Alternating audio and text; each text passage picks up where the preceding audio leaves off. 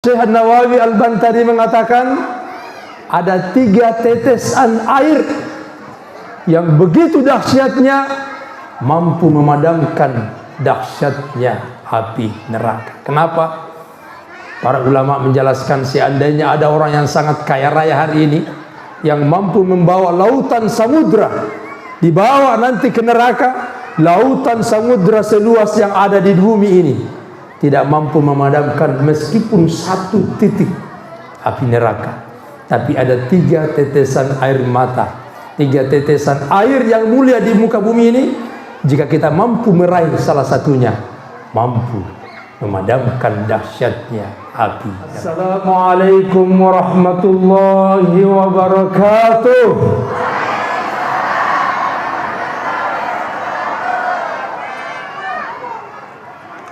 Hamdan wa syukran lillah, salatan wa salaman ala rasulillah. Yang terhormat Bapak Camat yang sempat hadir pada malam hari ini, yang saya hormati kepala desa Engkoe yang sempat hadir pada malam hari ini, yang saya hormati dan saya ta'zimi pimpinan Pondok Pesantren Darul As'adiyah beserta seluruh asatiz dan asatidzah, para imam masjid, tokoh agama, tokoh masyarakat, ibu-ibu majelis ta'lim, hadirin wal hadirat yang berbahagia. Syukur alhamdulillah atas izin Allah saya hadir di Pondok Pesantren Darul As'adiyah ini. Meskipun ada jadwal saya tadi kajian di Bulu Cendrana, Masjid Al-Manar, rupanya tidak kesampaian karena ada 2 penutupan jalan mulai dari Mamuju sampai ke tempat ini. Paling lama tadi di daerah Pambusuang, daerah kelahiran Kiai Haji Muhammad Tahir Imam Lapeo. Di setiap bulan Maulid kurang lebih 100 kuda. Ya, itu orang Mandar bilang saya patudu, anak-anak yang khatam Quran itu dimeriahkan dalam bulan Maulid ini. Saya kejar ke sini, saya balap. Saya kasih tahu supir, saya bawa, saya balap. Seandainya pun Rossi bersamaan dengan saya yakin saya lumba juga itu Rossi. Tapi atas kudrat iradat Allah tidak kesampaian juga. Akhirnya panitia Bulu Cendrana menggeser jadwal besok ba'da zuhur kajian di sana. Setelah itu bergeser ke masjid. Di jadwal saya di Sidrap ini insyaallah sekitar 5 hari. Hadirin wal hadirat jamaah maulid rahimakumullah. Mohon izin sebelum saya lanjutkan ceramah maulid pada malam hari ini, di baliho ada tulisan nama saya, nama pesantren At-Tahiriyah An-Nahdiyah, tapi di bawah ada tulisan kecil cucu Imam Lapeo. Saya kemana-mana malu, berat. Seandainya panitia sempat menyampaikan tidak usah dikasih. Membawa nama besar seorang waliullah sangat berat. Tidak apa-apa, saya perkenalkan, nama saya Ahmad Multazam. Dari silsilah Imam Lapeo saya melalui silsilah zuriyah ibu saya. Ummi saya bernama Hajjah Mujarrabah, guru agama di Makassar. Punya ibu bernama Hajjah Muhsanah Tahir. Hajjah Muhsanah Tahir anak ketiga dari 4 bersaudara Kiai Haji Muhammad Tahir Imam Lapeo. Jadi anaknya Imam Lapeo dari istri pertama Guru Gaya punya 4 anak. Kiai Haji Muhsin Tahir dipanggil Abi, itu wafat di Polewali. Anak kedua bernama Hajjah Aisyah Tahir, pendiri panti asuhan Nahdiyat Makassar. Dan anak ketiga itulah dari nenek saya, Hajjah Muhsanah Tahir, meninggal 7 tahun yang lalu. Dan anak keempat bernama Hajjah Marhumah Tahir, disebut Anang Guru Kuma, meninggal 3 tahun yang lalu. Haji Muhammad Tahir Imam Lapeo lahir 1839, wafat 1952, umur 114 tahun lamanya. Dan nenek saya lahir 1923, pada saat itu Andregrutta Imam Lapeo berumur 81 tahun, masih punya adik 5. Di sekitar 90 sampai 100 tahun Imam Lapeo masih memiliki keturunan. Alhamdulillah, saya tadi tiba di tempat ini langsung mengirimkan Fatihah kepada Guru Ki Haji As'ad. Beliau ini ulama besar dan mendirikan lembaga pendidikan Al-As'adiyah. Guru Ki Haji Abdurrahman Ambodalle mendirikan lembaga pendidikan Darul Da'wah wal Irsyad, JDI. Kalau di Tanah Mandar, Guru Ki Haji Muhammad Tahir Imam Lapeo, lembaga pendidikan yang didirikan bernama At-Tahiriyah. Itu eksis di sekitar sampai 1986, bersamaan wafatnya Ki Haji Aisyah Tahir. Sempat beberapa tahun agak mandek. Alhamdulillah, atas izin Allah kembali saya hidupkan lembaga pendidikan At-Tahiriyah, dan hari ini sudah memiliki 3 cabang di wilayah Sulawesi Barat dan 1 cabang di Makassar di wilayah Antam. Awal maulid, ceramah maulid sengaja saya antar untuk mundur ke belakang melihat jasa para ulama kita. Guru Ki Haji Muhammad As'ad mendirikan lembaga pendidikan pesantren As'adiyah ini supaya apa?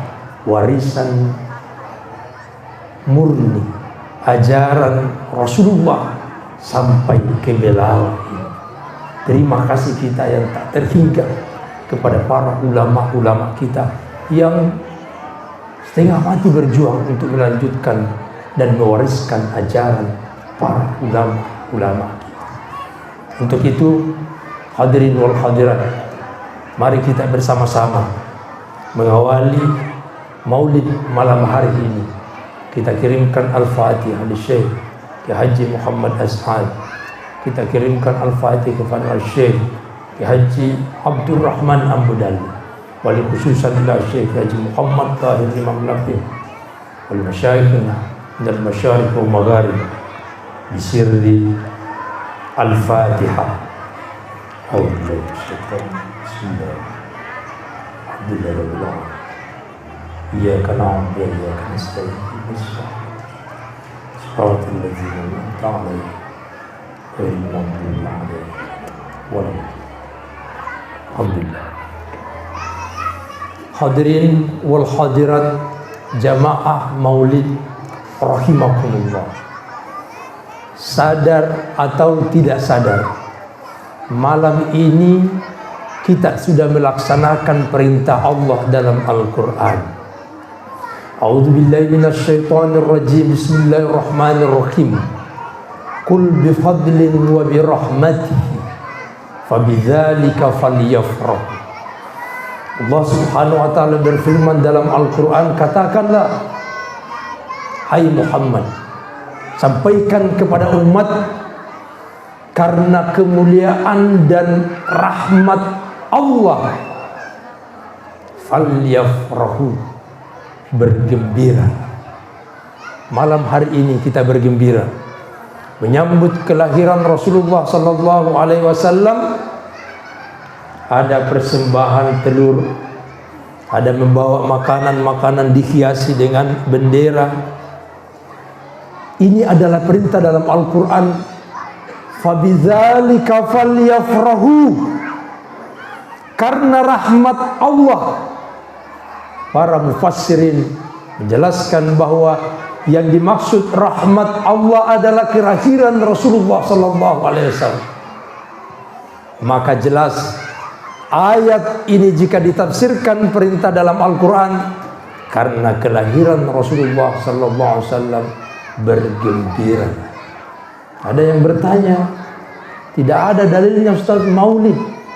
Saya bilang, Masya Allah, bukankah Nabi sallallahu alaihi wasallam mengawali, dan beliaulah yang bermaulid pertama kali. Beliau bermaulid hari Senin. Ditanya oleh sahabat, mengapa puasa di hari Senin ya Rasulullah? Rasulullah sallallahu alaihi wasallam mengatakan, yauma wulidtu, karena hari Senin itulah aku dilahirkan. Cara Rasulullah mengekspresikan kegembiraan kelahirannya dengan puasa. Dan para ulama pun berijtihad, silakan ekspresikan rindu dan kecintaanmu kepada Rasulullah sallallahu alaihi wasallam dengan apa? Bermaulid, membawa telur yang dihiasi bendera, dihiasi dengan hadiah-hadiah tertentu. Sering saya sampaikan di ceramah-ceramah yang lain, ketika kita bawa persembahan makanan seperti ini, jangan lupa baca salawat dan i'tikadkan dalam hati kita, ya Rasulullah, jadikan makanan ini sebagai bukti bahwa aku adalah umat yang mencintai dan merindukanmu, ya Allah. Insya Allah, seandainya di padang mahsyar nanti kita akan dilemparkan masuk ke dalam neraka, niscaya makanan dan persembahan-persembahan yang kita bawa ini bersaksi di hadapan malaikat, ya malaikat, jangan lemparkan hamba Allah orang Belawa ini, karena sayalah saksinya, mereka adalah umat Rasulullah yang mencintai Rasulullah sallallahu alaihi wasallam. Ya malaikat, bukankah Rasulullah sudah menyampaikan, man ahabbani kana ma'i fil jannah, siapa yang cinta kepada aku, terserah bagaimana mengekspresikan cinta, kana ma'i fil jannah, saya akan bersama umatku yang mencintaiku ini di akhirat nanti di dalam surga Allah subhanahu wa ta'ala. Bersyukur kita karena kita umat Rasulullah yang ada di Belawa ini, orang-orang yang mencintai dan rindu kepada Rasulullah sallallahu alaihi wasallam. Syekh Imam An-Nawawi Al-Bantani, Bu, masih bernapas Bu? Saya lihat tidak goyang-goyang. Jangan terlalu serius. Syekh An-Nawawi Al-Bantani mengatakan, ada 3 tetesan air yang begitu dahsyatnya mampu memadamkan dahsyatnya api neraka. Kenapa? Para ulama menjelaskan, seandainya ada orang yang sangat kaya raya hari ini yang mampu membawa lautan samudra, dibawa nanti ke neraka, lautan samudra seluas yang ada di bumi ini tidak mampu memadamkan meskipun 1 titik api neraka. Tapi ada 3 tetesan air mata, 3 tetesan air yang mulia di muka bumi ini, jika kita mampu meraih salah satunya, mampu memadamkan dahsyatnya api neraka. Yang pertama, tetesan keringat dalam ibadahmu kepada Allah. Makanya biasa saya kalau perjalanan jauh mau singgah salat di masjid, saya cari masjid yang tidak ada AC-nya. Bayangkan Pak Ibu, mau ke salat sudah dingin, Allah, macet ke bagai masjid.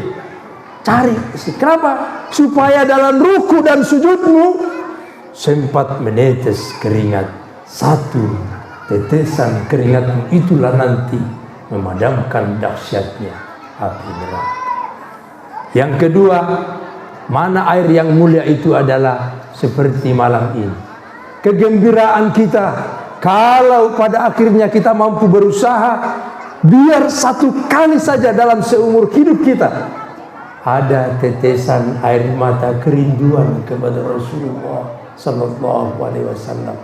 1 tetesan itulah mampu memadamkan dahsyatnya api neraka. Sayyidina Umar ditanya mengenai tentang riwayat ini, beliau mengatakan, wahai sahabatku, kalau tidak mampu menangis karena kerinduanmu kepada Rasulullah. Saking maunya menangis Umar dan para sahabatnya, Sayyidina Umar mengatakan, fatabakau, pura-pura menangis, muka yang penting ada air matamu keluar. Ibu-ibu sudah pernah menangis rindu Rasulullah? Tidak pernah, Bu. Oh, pernah. Apa yang kita tangisi, Bu? Saya khawatir yang ditangisi cicilan cicilan gorden. Nangis. Dan air yang ketiga adalah ketika kita ditimpa suatu musibah atau cobaan, bercobalah sabar, disapu naudara, tak diselus kita punya dada. Air kesabaran seperti inilah yang menjadi syafaat insya Allah di akhirat nanti. Hadirin jamaah maulid rahimakumullah, ada pertanyaan tentang maulid ini. Setiap tahun kita merayakan dengan mengeluarkan biaya yang begitu besar, mengeluarkan tenaga, tengah malam kita begadang membuat hiasan-hiasan telur. Tapi satu pertanyaan, adakah di setiap tahun ini meningkat kecintaan dan mahabbah kita kepada Rasulullah? Kalau tidak, hati-hati, karena bicara tentang maulid tentu kita akan merunut di sebuah satu pertanyaan. Adakah kita ittiba'u 'alan nabi, ikut kepada Rasulullah sallallahu alaihi wasallam? Bapak Ibu, kalau saya tanya, apakah Bapak Ibu sudah yakin ikut kepada Rasulullah? Pasti kalau saya tanya, ikut ya Ustaz, belum tentu. Karena ulama besar, ini penting sekali saya ulas supaya malam ini kita pulang ke rumah, supaya kita introspeksi diri, hitung-hitung diri. Ternyata kita belum ikut kepada Rasulullah sallallahu alaihi wasallam. Dalam kitab Farhatun Nufus, Syarah Mintajul Arus karya Syekh Ibnu Athaillah Al-Askandari, beliau mengatakan, al-muttabi'atu 'alan nabi qismaini. Ikut kepada Rasulullah itu ada dua syarat. Yang pertama, al-muttabi'atul jalliyah wal muttabi'atul khafiyah. Begitu kita memproklamirkan diri ikut kepada sunnah Rasulullah, yang pertama yang perlu diperhatikan adalah al-muttabi'atul jalliyah. Ikut secara zahiriah, kita dipandang secara kasat mata. Kas-salah, kas-siyami, kal-hajj, kal-jihad. Ikut ketika salat berjamaah di masjid, secara zahir Anda telah ikut Rasulullah. Puasa Senin, Kamis atau Ramadan, ya sudah ikut secara zahir dan badan kita. Haji dan umrah, ya sudah ikut perintah Rasulullah. Al-jihad, jihad fisabilillah, itu baru ikut secara zahir ya. Pertanyaan yang kedua, Ibnu Athaillah mengatakan, ada konsep yang kedua, dan ini sangat ditentukan keilmuan dan riadah kita. Asy-Syaikh mengatakan, al-muttabi'atu al-tsani al-muttabi'atu bil khafiyah. Ikut secara samar-samar, ikut secara batinan wa hakikatan. Apa itu? Kata Syekh Ibnu Athaillah, hina ma ruhuka wa qalbuka at-tadabbur ila Allah war Rasul. Ketika ikut zahirmu tadi beribadah kepada Allah, ruh dan qalbumu ikut hadir beribadah kepada Allah Subhanahu wa ta'ala. Bapak Ibu sekalian, makanya rahasia dalam Al-Quran, istilah ketika memerintahkan kita usjudu, kata sujud. Kenapa bukan sajad perintahnya? Karena kalau sajad hanya merebahkan kepala kita di atas sejadah. Kata-kata sujud dalam Al-Quran bermakna zahiran wa batinan. Bukan hanya kepalamu yang direbahkan di atas sejadah, tapi ruh dan qalbu ikut sujud di hadapan Allah Subhanahu wa ta'ala. Maka muttabi'atun bil khafiyah, ikut secara hakikat adalah ketika takbiratul ihram, ruku dan sujudmu bukan jasadmu saja yang sujud, tapi upayakan ruh dan kalbu kita ikut sujud di hadapan Allah. Kalau sudah dua-duanya ini betul, kita secara zahiran wa batinan ittiba'u alan nabi. Wajarlah ketika Nabi sallallahu alaihi wasallam 1400 tahun yang lalu sudah memberikan peringatan keras kepada kita melalui sabda Nabi, kam min qaimin laisa lahul jaza. Apa kata Nabi? Meiga umma masumpalori Allah taala de gaga nalulungan. Banyak umatku, kata Rasulullah, ruku dan sujud tahajud tengah malam, tiap pagi salat duha, salat 5 waktunya tidak pernah alfa. Kata Nabi sallallahu alaihi wasallam, laisa lahul jaza, tidak ada apa-apa yang ia dapatkan illa khittuku at-ta'ab wan nasab, kecuali lelah dan capek saja. Kenapa? Sahabat bertanya, limadza ya Rasulullah? Kata Nabi sallallahu alaihi wasallam, betul dia ruku dan sujud, sempurna ruku dan sujudnya, ruku dan syaratnya selesai, tapi tidak riyadah, tidak mempelajari bagaimana bihuduril qalbi, hadir hatinya, khusyuk dan meyakini dan merasakan ruh dan kalbunya menyatu dengan Tuhannya. Oleh karena itu, para ulama termasuk Syekh Abdul Qasim Al-Junaid dalam kitab Tajul Arus, dan ini ibu-ibu perlu diperhatikan, salah satu asya yajibu alaika an tadhkira as-salah, an tadhkira Allah inda salah.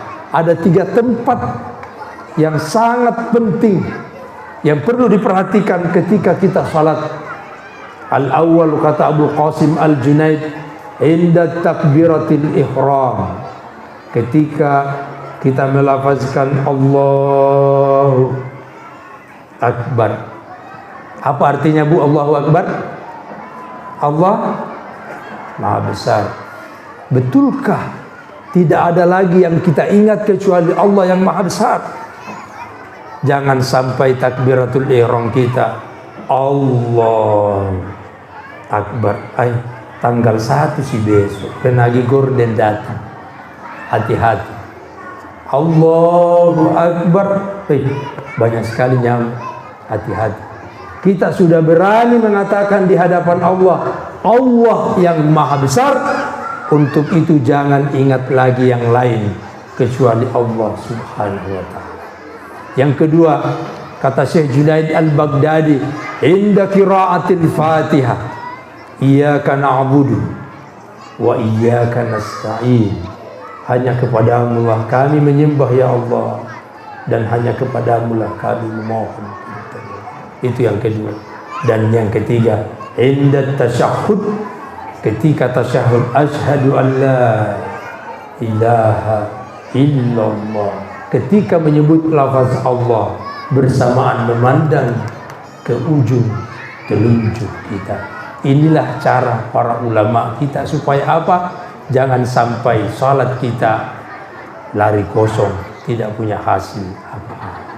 Ini penting, dan saya yakin warisan Guru Taki Haji Muhammad As'ad, ada para ulama-ulama kita di tokoh agama kita, pimpinan pondok pesantren-pesantren ada di Sidrap ini, Bapak Ibu sekalian ke sana meminta, memohon, belajar supaya warisan-warisan Rasulullah juga kita laksanakan dalam salat kita. Hadirin jamaah maulid rahimakumullah. Hikmah yang kedua, tentu kita ingin maulid kita ini, zikir kita ini, mahabbah dan kecintaan kita ini semakin mendekatkan kerinduan kita kepada Rasulullah sallallahu alaihi wasallam, yang dengan dekatnya kita kepada Rasulullah sallallahu alaihi wasallam semakin derajat kita mulia di sisi Allah Subhanahu wa taala. Kita jangan hanya membaca ayat Al-Qur'an, inna akramakum indallahi atqakum, sesungguhnya orang yang paling mulia di sisi Allah adalah mereka yang bertakwa. Hanya kita tidak paham di mana posisi kita sebenarnya di hadapan Allah Subhanahu wa taala. Tentu ulama-ulama memberikan penjelasan bahwa ada 3 tingkatan manusia di sisi Allah Subhanahu wa taala, dan insyaallah setelah selesai ceramah saya, kita introspeksi diri, kita akan tahu di mana posisi sebenarnya kita di hadapan pandangan Allah Subhanahu wa taala. Para ulama menjelaskan ada 3 tingkatan manusia yang mulia di sisi Allah. Ada yang namanya ahlul ghaflah, ada yang namanya ahlul zikr, dan yang ketiga yang paling mulia adalah ahlul zuhd. Yang pertama, apa itu ahlul ghaflah? Ammal ahlul ghaflah mustafkiduna fi asabiqim bi amwalihim. Inilah tingkatan manusia yang paling rendah di hadapan Allah Subhanahu wa taala, disebut ahlul ghaflah. Apa itu ahlul ghaflah? Wa ammal ahlul ghaflah mustafkiduna fi asabihim. Di pagi hari yang disibukkan apa? Fi asabihim bi amwalihim. Di pagi hari tidak langsung zikir, tidak langsung salat, yang dia hitung, yang dia sibukkan adalah menghitung harta-hartanya. Berapa rumah, sudah berapa mobil, sudah berapa miliar deposito di bank. Sibuk di pagi hari. Tapi tidak ada kayaknya orang ongkoy begini ya. Tidak ada, Bu ya? Tidak percaya. Pagi hari sibuk menghitung hartanya, dan manusia seperti inilah yang sangat rendah di hadapan pandangan Allah Subhanahu wa taala. Naik di tingkatan yang kedua. Tingkatan yang kedua dikatakan para ulama, wa amma ahlul dzikr mustafkiduna fi asabiqim bi ahwalihim. Para ahli-ahli zikir di pagi hari mereka beribadah. Di pagi harinya melihat kondisi-kondisi keluarganya. Di pagi hari melihat kondisi badannya untuk senantiasa beribadah dan keselamatan keluarga-keluarganya. Ini tingkatan yang kedua, di atas sedikit daripada ahlul ghaflah, orang-orang yang senantiasa lalai kepada Allah Subhanahu wa taala. Tapi ada yang ketiga, orang yang paling mulia di sisi Allah adalah ahlul zuhdi. Apa itu ahlul zuhdi? Ulama mengatakan, wa amma ahlul zuhdi fi asabihim mustafkiduna qalbuhum bi dzikrillah. Ini orang-orang belawa banyak begini. Kenapa? Di pagi hari sibuk zikir kepada Allah Subhanahu wa taala. Yakin, seyakin-yakinnya ulama Ki Haji Guru Ki Haji As'ad sudah mewariskan tradisi zikir kepada Allah Subhanahu wa taala, dan tentu kita juga rindu ketika melihat para ulama-ulama kita ketika sakaratul maut tidak tersiksa sedikit pun, bahkan mereka sering tersenyum dan mengucapkan kalimat la ilaha illallah. Malam hari ini saya hadiahkan yang hadir malam ini, ada amalan yang insya Allah kalau istiqamah, insya Allah sakaratul maut kita dimudahkan oleh Allah Subhanahu wa taala. Dalam tradisi zikir tarikat disebut az-zikrul khafi atau az-zikrul sir. Zikir rahasia ini yang oleh para pesuluk yang belajar, para ulama-ulama biasanya tidak langsung diberikan tawajuh seperti ini. Caranya Bapak Ibu sekalian, biar satu kali saja dalam satu hari zikir yang tidak disuarakan. Caranya bismillahirrahmanirrahim. Dengan mengucapkan bismillahirrahmanirrahim, saya ijazahkan kepada seluruh hadirin wal hadirat malam ini zikrul sir. Caranya mengamalkan ketika selesai salat 5 waktu, biar satu kali dalam satu hari duduk tafakkur, Setelah nafas keluar masuk sudah tenang, tarik nafas dalam-dalam. Kemudian tahan nafas kita. Lipat lidah kita sehingga menyentuh langit-langit. Setelah tahan nafas, selama menahan nafas, dizikirkan dalam hati lafzul jalalah sesuai detakan jantung kita. Allah, Allah, Allah, Allah, sejumlah dan semampu kita menahan nafas. Setelah menahan nafas selesai, keluarkan nafas dari hidung perlahan dan sangat halus. Setelah itu dibaca Muhammadur Rasulullah. Jika ini istiqamah kita laksanakan Bapak Ibu sekalian, di setiap aliran darah kita tertulis lafzul jalalah Allah, Allah, Allah. Dan insya Allah ketika sakratul maut, malaikat pencabut nyawa enggan, tidak mau mencabut nyawa, langsung menghadap kepada Allah. Ya Allah, aku tidak sanggup mencabut ruh dari hambamu yang satu ini, karena di setiap aliran darahnya ada namamu, Allah, Allah. Allah pun menyampaikan kepada malaikat, wahai malaikat, dia adalah hambaku yang senantiasa berzikir kepadaku. Cabut ruh dari jasadnya secara pelan-pelan. Inilah rahasia ulama-ulama kita, orang-orang salih, orang tua kita, ketika mereka sakratul maut sering tersenyum dan melafazkan kalimat tauhid. Allah, Allah, Allah. Ujistukum bi kalimati bismillahirrahmanirrahim. Semoga zikir ini menjadi berkah bagi kita sekalian. Amin Allahumma. Bu, lanjut Bu. Terus, kayaknya ada tukang parkir di belakang. Dalam riwayat, sedikit lagi Bu ya. Saya lihat sudah gelisah lihat telur di samping kanan kiri. Mudah-mudahan panitia ada juga bagianku ya panitia. Kalau tidak merampaskah juga? Insyaallah ada ya. Dalam riwayat, selama namanya iblis dicipta 3 kali marah. Yang pertama, marahnya iblis ketika Nabi Adam alaihi salam dimasukkan ke dalam, ketika Nabi Adam alaihi salam dimasukkan ke dalam surga Allah subhanahu wa ta'ala. Keberatan dan komplain iblis, marah. Beliau marah. Kenapa? Nabi Adam alaihi salam dimasukkan ke dalam surga karena ketika diperintahkan Allah, usjudu li Adam, wahai iblis, sujudlah kepada Adam. Kata iblis, ana khairum minhu, huwa ya khalaqta min tin wa khalaqtu min nar. Kata iblis, kenapa saya harus sujud di hadapan Nabi Adam? Saya ini merasa lebih mulia karena Adam dicipta dari tanah, sementara aku dicipta daripada api.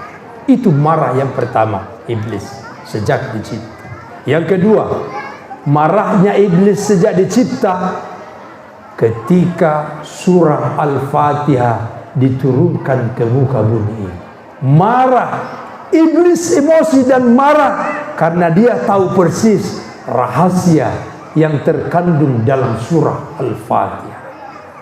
Kita tahu penjelasan para ulama, Al-Quran yang berjumlah 6.666 ayat, jika diekstrak dan disimpulkan, Al-Quran sisa ada dalam surah Yasin. Makanya Yasin dikatakan qalbul Quran, jantungnya Al-Quran.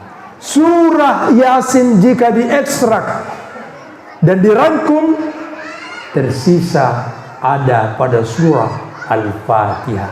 Al-Fatihah itu disebut Ummul Quran, sebagai ibunya Al-Quran. Al-Quran jika diekstrak, dirangkum lagi, tersisa satu baris, Bismillahirrahmanirrahim. Bismillahirrahmanirrahim diekstrak dan dirangkum lagi, tersisa 4 huruf lafzul jalalah Allah. 4 huruf lafzul jalalah diekstrak lagi, tersisa 3 huruf lillahi. 3 huruf lillahi diekstrak lagi, sisa 2 huruf lahu. 2 huruf lahu diekstrak, dirangkum lagi, tersisa 1 huruf hu. Itulah nama selain daripada Allah. Dan para ulama termasuk Ki Haji Muhammad As'ad, Kurutta Ki Haji Abdurrahman Abu Dalle, Kurutta Ki Haji Muhammad Tahir Imam Lapeo sudah mewariskan zikir di 4 anasir dalam tubuh kita. Di setiap 4 tingkatan itu mesti ada zikrul hakikah, zikir selain dari lafaz Allah, zikir itu. Jangan heran ketika ada ulama nafas terakhirnya hanya berbunyi sesungguhnya dia termasuk zikir Allah, Allah, Allah. Hadirin jamaah maulid rahimakumullah, iblis marah yang ketiga dan yang terakhir adalah ketika Rasulullah sallallahu alaihi wasallam lahir di hari Senin 12 Rabiul Awal. Maka ada orang, sebagian saudara kita, kalau ada yang marah dan benci karena kelahiran Rasulullah, berarti rombongannya bukan saya bilang itu Pak. Tidak bertanggung jawab. Kenapa iblis marah? Tahu persis iblis tahu persis jika ada umat Rasulullah yang benar-benar ittiba' ala Nabi, ikut kepada Rasulullah secara zahiriyah dan batiniyah, tidak akan mampu syaitan dan iblis untuk menggoda hamba Allah yang istiqamah di jalur yang telah diwariskan Rasulullah sallallahu alaihi wasallam. Hadis Nabi mengatakan, fa inna faqihan mutawarri'an asyaddu 'ala syaitan min alaf abidan. Syaitan itu sangat berat menggoda hambanya yang alim dan wara daripada 100 abid, 1000 abid, 1000 hamba Allah yang hanya ruku sujud, Allah ruku, Allah sujud, tidak paham makna bagaimana ruku dan sujudnya Rasulullah sallallahu alaihi wasallam. Oleh karena itu, maulid kita malam hari ini setidaknya kita mampu meningkatkan nilai ibadah kita di hadapan Allah, tingkatkan spiritual kita, dan cintai Rasulullah sallallahu alaihi wasallam. Dan yang paling penting, jangan lupa kirim salawat kepada Rasulullah sallallahu alaihi wasallam. Ada yang kedua, ada salawat yang sering saya ajarkan kepada jamaah di setiap ceramah saya. Ada salawat yang disebut dengan salawat Jibriliyah, pendek dan sangat singkat. Sallallahu ala Muhammad, sallallahu ala Muhammad. Tapi salawat yang singkat ini, kata Nabi sallallahu alaihi wasallam, hambaku yang istiqamah bersalawat Jibriliyah sampai dia meninggal dunia. Kata Rasulullah pada saat sakratul maut, aku hadir di sampingnya dan aku antar ruhnya menghadap Allah subhanahu wa ta'ala. Ibu-ibu hafal salawat Jibriliyah Bu? Hafal Bu?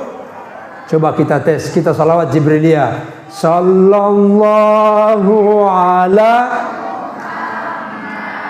sallallahu